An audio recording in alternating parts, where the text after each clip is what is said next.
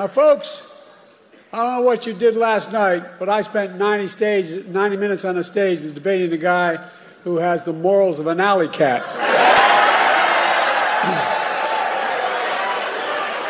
Did you see Trump last night? My guess he set, I mean it sincerely, a new record for the most lies told in a single debate. He lied about the great economy he created. He lied about the pandemic he botched, killing millions of people. He closed businesses. He closed schools, losing their homes, people all over this country. America was flat on its back. So I told Trump that he was just one of two presidents in American history who left office with fewer jobs than he started. Herbert Hoover was the other one. That's why I call him Donald Herbert Hoover Trump.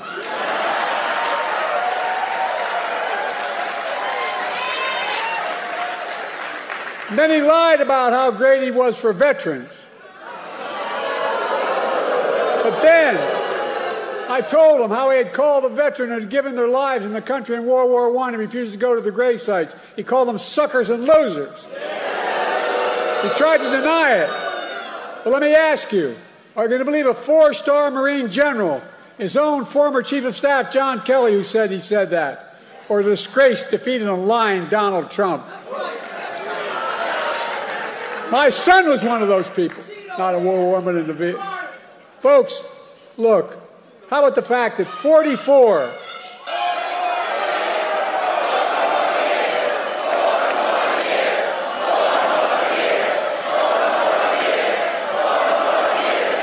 How about the fact, that's okay. How about the fact that 40 out of his 44 top advisors, including the vice president, aren't supporting him this time around? The people who know him best, 40 of them said, I will not support the man I work for this time around. It tells you a lot about the person who knows him. Look, he lied about how great he was on crime.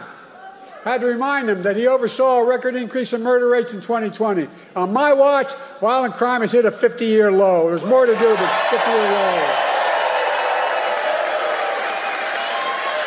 And then I pointed out that the only convicted criminal on the stage last night was Donald Trump. When I thought about his 34 felony convictions, his sexual assault on a woman in a public place, his being fined $400 million for business fraud, I thought to myself, Donald Trump isn't just a convicted felon. Donald Trump is a one-man crime wave.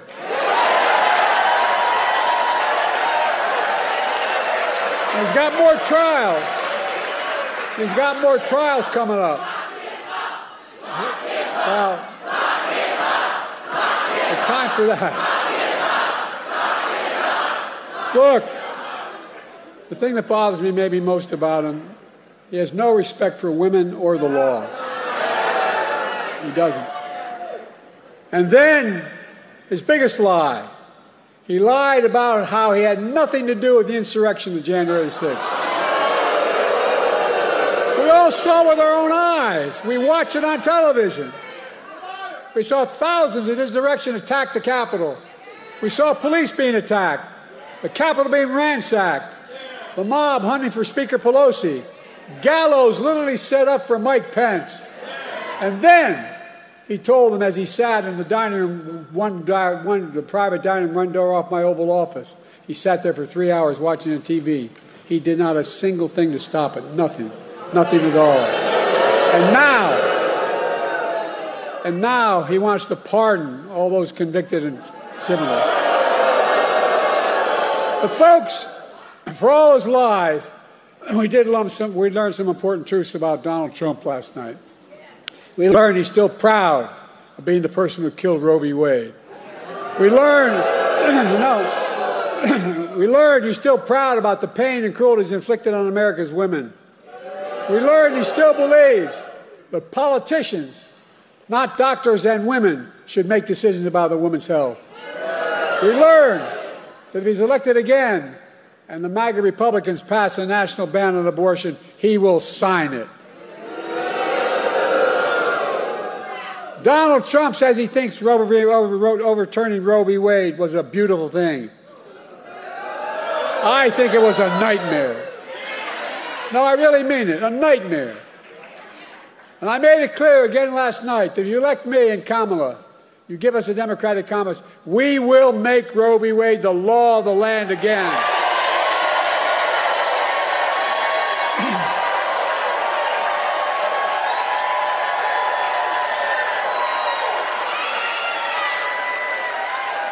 He continued to lie. He said, I quadruple taxes. Where the hell has he been? Which is a simple lie. I didn't raise a tax on anyone in America who they made less than $400,000 a year. And I won't in my second term either. We learned that Trump, who had the largest deficit of any president in 4 years because of a $2 trillion tax cut to the super wealthy, we learned that Trump wants to give another giant tax cut for the very wealthy and the biggest corporations. This time, $5 trillion, not a joke, $5 trillion. To pay for it, he's going to cut Medicare and Social Security. He'll cut health care.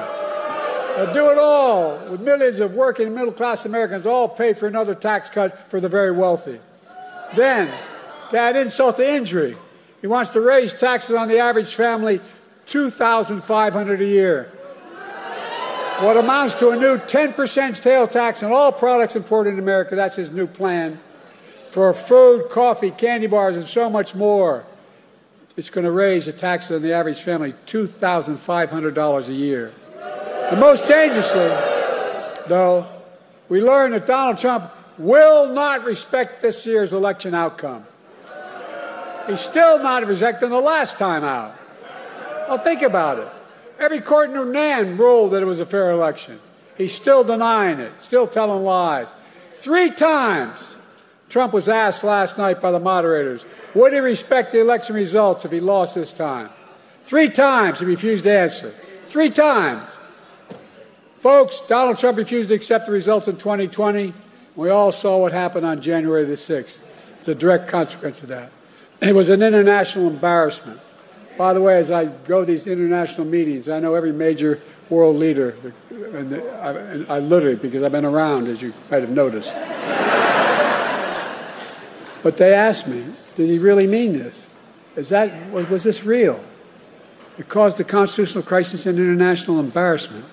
Now, Trump is making it clear that if he doesn't win this time, there will be, in his words, bloodshed. No president has ever said anything like that. No president. His words, not mine. We're going to let Donald Trump attack our democracy again? I don't think so. Folks,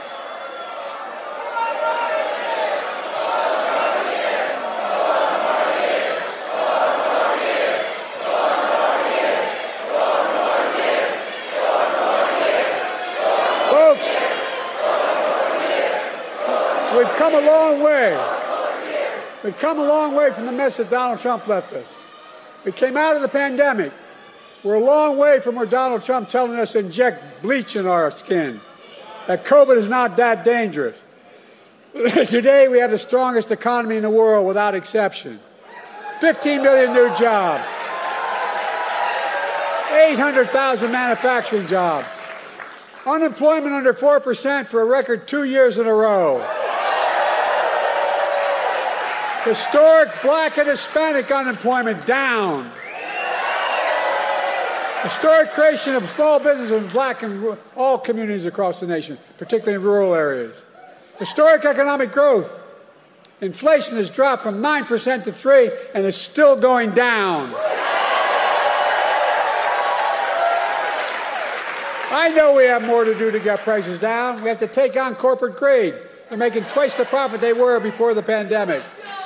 We got to make housing more affordable, provide child care, make the tax code fair. 16 Nobel winners of the economic Nobel Prize have looked at my economic plan this week. They've issued a report and a Trump's plan. Here's what they concluded. They said that my plan would continue to grow the economy and bring down inflation. 16 Nobel laureates. And that Trump's plan would send the nation into recession and inflation soaring through the roof. But don't take my word for it. Folks, let me close with this. I know I'm not a young man. State the obvious. Well, I know.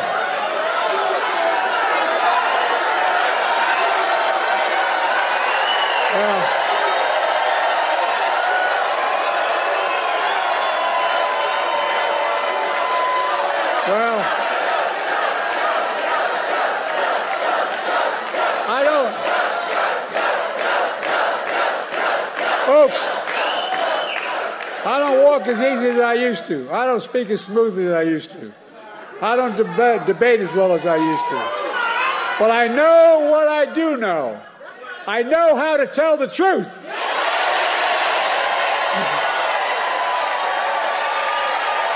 I know right from wrong. And I know how to do this job. I know how to get things done. And I know, like millions of Americans know, when you get knocked down, you get back up.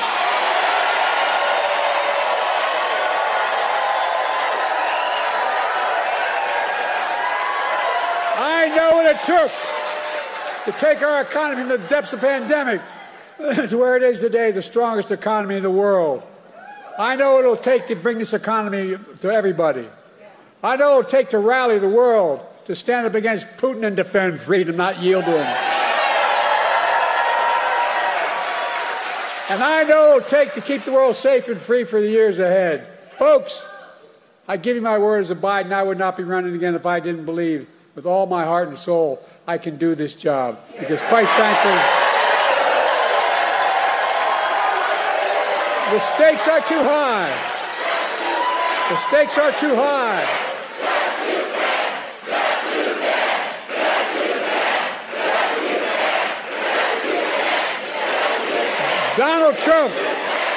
Donald Trump is a genuine threat to this nation.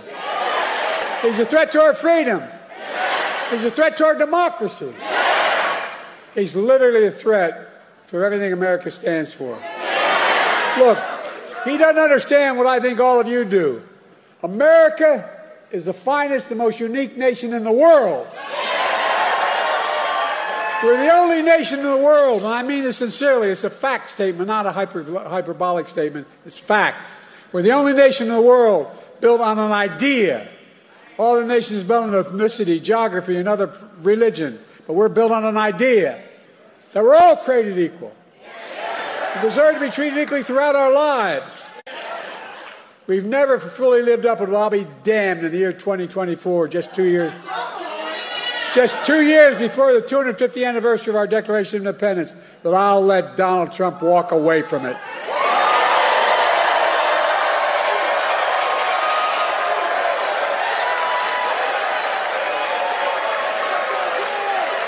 I give you my word. I give you my word as a Biden. We're still a nation.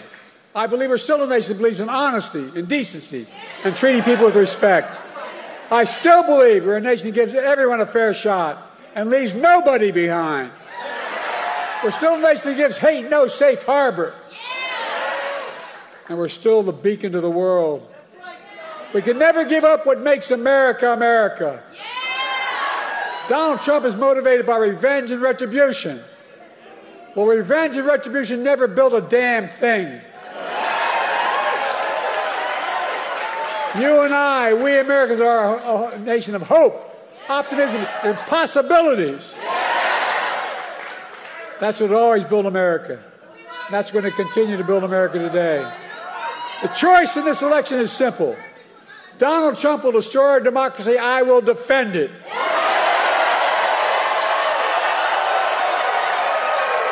So, folks, are you with me? Donald Trump's the first president I've heard of that stood up there running for president, having been one for one term, saying America's a failing nation. Where the hell does he think he is? I'm serious. Failing, I don't know, a president wouldn't trade places with America in a heartbeat. He's dead wrong. America's not a losing nation. America's winning.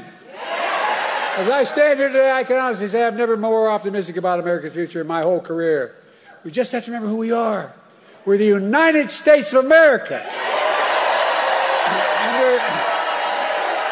there is nothing beyond our capacity, nothing when we act together.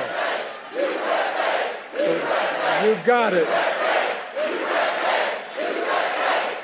So may God bless you all, and may God protect our troops. Let's go get them, North Carolina.